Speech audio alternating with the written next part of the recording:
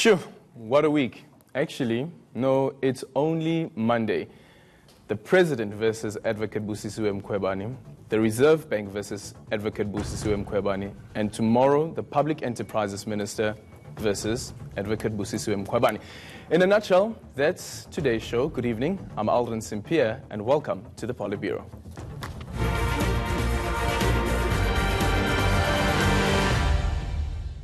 The President misled Parliament.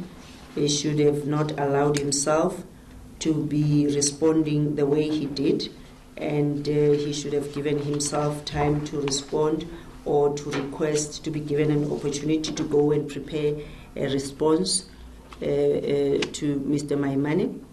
And then the second question relating to the President improperly and in violation of the provisions of the Executive Code and disclosures of members' interests for the National Assembly, expose himself to any situation involving the risk of a conflict. This remedial action is also substantiated. The President exposed himself to the risk of a conflict between his private interest and his official responsibilities. Well, the Public Protector CR17 campaign report raises a lot of issues around political funding, especially of individuals. Advocate Busisiwe Mkhwebane highlights the risk of having a president captured by private companies. In this is something that all political parties, including the ANC, should be wary of. Last year, when the 500,000 Rand Busasa donation story broke, ANC veteran Professor Ben Chirok warned of the Americanization of the governing party. Professor Chirok joins me now via Skype. I'm also joined in studio by ENCA senior political reporter Moloto Motapo. Good evening and welcome to the show. Professor Chirok, let me start with you. Do you remember that comment that you made relating to the Americanization of politics? Yes, I do. Sure. Can you take us back what your rationale was behind that? Well, you know, we were all shocked by what was going on with Trump and the way he manipulated funding. And in our own campaign in the ANC for president, yes, there was a lot of talk about funding. And we do know that all sorts of groups were set up, including religious groups, to raise funding for this and for that and for the other. For example, I mean, if you want to be fair, Nkosazana Dlamini Zuma launched quite a big campaign, and she raised money and she had big support. So, you know, when we look at Ramaphosa, he wasn't the only one, and there was too much talk about money in what was, in fact, an internal democratic contest. What are some of the risks in that? Well, money is always dangerous, and linking up money and especially financing. I mean, if you look at the United States, the way major corporations use lobbyists, in fact in the UK as well, you have permanent lobbyists located in the House of Commons. You have lobbyists located in the White House. And these people are paid and they are professionals and they know a great deal more about legislation and about government than members of parliament. You know, these are real professionals, well schooled, and they are very influential. So, you know, money does play a huge part in politics in America, also in the UK, and I was afraid that money would play too big a part in South Africa. Muluko, just listening to what the Prof has to say now, and this has been a discussion that has been ongoing, the Public Protector also highlighting some of the risks that are involved when there is direct funding of a individual, especially person who's running to become president of the country. I think, Aldrin, we, as a country, we have reached a point of no return. Money is certainly at the center of our politics, and we will never get it out of the whole equation. And interestingly, if, as I'm listening to Prof, actually the Public Protector, when she was releasing that report about the president last week, she did point out that Gavin Watson, the controversial CEO of Bosasa, actually told her that he also donated to the NDZ campaign. So it would appear that he was trying to play it safe. And of course, the question was whether Nkosazana Dlamini Zuma, given the fact that the public protector said the president must within 30 days make sure that he makes public all the donations that were made. Now, when it comes to Nkosazana Dlamini Zuma, she says that doesn't apply because she says at the time she was not member of parliament under no obligation to declare. Yeah, but what about others who were contesting? Some of them were ministers, some of them were actually members of parliament. And yesterday, or last night at least, listening to what the president had to say, and he said that people were campaigning and people were raising funds, and some of the funds were actually raised from what he calls, quote, the same source. We don't know who the same source is. The assumption that it is Bosasa. I then wonder that why is it then that the public protector is not investigating them too, considering that the public protector keeps on quoting the Mail and Guardian versus the public protector judgment, which says that the public protector is not a passive investigator, but she can also initiate her own investigations. Well, from my layman's point of view, I assumed that because the public protector has always argued that her office is the same as that of a judge, you would assume that her reports would set a precedence. Now, she says she was not investigating those. She was investigating the president, and if others want to divulge, they can do that out of their own will. But the concern, therefore, is that you have, for instance, the SACP, who have been vocal. We know that there's no love lost between them and the public protector. Their branch in the Western Cape held a district council at the weekend, and they expressed a concern over what they called money politics.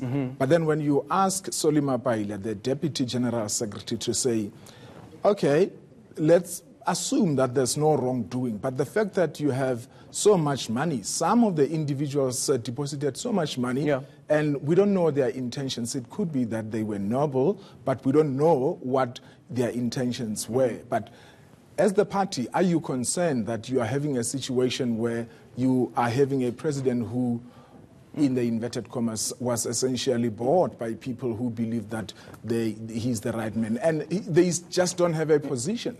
Professor Chirok, this then brings me to the question around whether the ANC itself, as a party, should also be investigating or looking into some of the monies that were deposited into the accounts of these various presidential candidates and play some sort of oversight role, because surely the boat has sailed now. The money has been deposited, but we don't know exactly what the money was used for. But before we get there, you know, the key issue now is a legal issue. It's not a moral issue, it's a legal issue. Did the president benefit materially from this donation, that as a member of cabinet? You see, the key issue now before the courts isn't about whether politicians should raise money or whether the ANC should raise money. Forgive me, but I'd like to turn to what I see as the key issue. Sure. Look, I have in front of me the government gazette with the act, the relevant act, the Executive Members Ethics Act. And this is under which she's performing. She is acting under this piece of legislation. And this legislation refers to cabinet ministers and people like that, what they can do and what they can't do. Now, Ramaphosa was a member of the cabinet. Yeah. So it does apply to him. And the question is, did he get, and the phrase is, a benefit of a material nature, personally? And that's where the issue lies. And from your observation and from the facts that you have in front of you, do you think that he has benefited personally? No, because the money went into a campaign fund, not into his pocket. Not into his budget, into his account. If the money was paid directly into his own bank account, then he would be subject to this act as having material benefit. But if it went into the campaign fund, which was managed by somebody else, That's a quite different kettle of fish altogether. Mm-hmm. You can raise moral issues, yes. You can say it was too much money. That's a moral question. But legally, he was absolutely entitled to, just as Nkosazana Dlamini-Zuma was entitled to. She was a member of parliament. But then, in that case, how do we then make the distinction between the individual? Because, for instance, if you look at the ministerial handbook, the ministerial handbook notices or take note that the minister, for instance, would be the same person even when the minister does party work. So that person is still entitled to state resources that are used while doing party work. So how do we make the distinction that all of a sudden the president then stops being a member of the executive and this particular act does not apply to him? This is now while he was deputy president. Let me put it to you this way. Obama and Trump have had huge campaign funds. Mm-hmm. Nobody suggests that they use that money personally for their own personal benefit. It was indeed throughout the world. It is absolutely common practice that people who want to stand for office, whether it's for president or something else, get their friends to rally around and to give some money into a pot which is used for campaigning. This is normal international practice. Mm-hmm. And just think of it this way. If we were to rule, if the court were to rule that this 500,000 rand was unlawfully used, then every politician around the world, in every democracy, who wanted to stand for office would not be allowed to have a campaign fund, because that would be material benefit to them. You can't do that. Our democratic system allows people to raise funds which are not for their personal benefit, but for the campaign. Mm-hmm. There's a big distinction there. Okay, let me just quickly bring in Moloko here before we go to the ad break. The public protector emphasizes that it's not actually about the legality of the funds or so forth, or what the funds were used for, but whether or not there was an obligation on the deputy president at the time to disclose to his boss, who was Jacob Zuma at the time, that I had received this money for my campaign. It was not for somebody else's campaign, it was for my campaign. You know, Aldrin, in fact, I'm sure all of us agree that money is at the center of the Ramaphosa becoming president. Possibly, if no money was invested in his campaign, he would not be president today. And chances are that he would not even be deputy president, because we'll be having a new president. Mm-hmm. So the argument, therefore, is that when we say he has not derived any benefits from the financial backing that went into his campaign, are we saying, therefore, that he is the president today purely away from the impact that money had in his campaign? Now, the public protector's argument is that as member of parliament at the time, I guess even now, even if he's no longer a member of parliament, as president, the expectation is that any money that goes towards helping him one way or the other must be divulged. Mm-hmm. And the public protector argued that the fact that money went into a trust account, you can't necessarily say that somebody did not benefit. I don't know which law she's relying on, but that's the argument she's forwarding. Professor Chirok, just in conclusion, your remarks there, we missed you there. We lost you. No, the point is quite simple. The question in law under the Ethics Act, because she's talking about the Ethics Act. Mm-hmm. I'm talking about the same thing she's talking about. She's referring to the Ethics Act, one I read to you. It says, if you are a minister and you benefit of a material kind, then you are liable to report and so on and so on. But if you don't get the personal benefit of a material kind, then you have no obligation to report. Okay. Professor Chirok, thank you so much for your time.